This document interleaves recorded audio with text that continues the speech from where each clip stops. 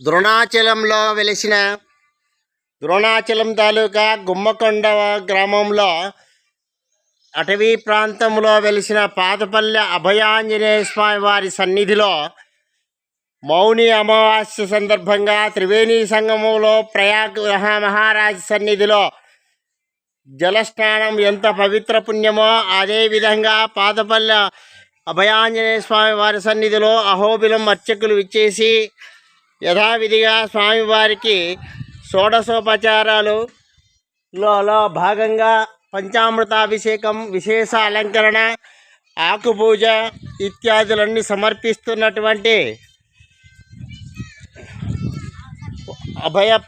ఉభయదారులు అర్చకులు చెన్నకేశ్వర స్వామి అర్చకులు మరియు అహోబిలంలో అర్చకత్వంలో స్వీకరిస్తున్నటువంటి ఇలా తల ఎత్తి పైకి చూడండి విజయ్ కుమార్ దంపతుల సమేతంగా స్వామివారికి అన్నదానం, ఆకుపూజ అన్నీ సమర్పిస్తున్నాడు. ఇక్కడ అభయ ఆంజనేయ స్వామి విశేషంగా వెలిసిన ప్రదేశం, కొండపైన స్వామివారు వెలిసినాడు. అద్భుతమైనటువంటి ప్రదేశం. ఈరోజు మహత్తరమైన దినం.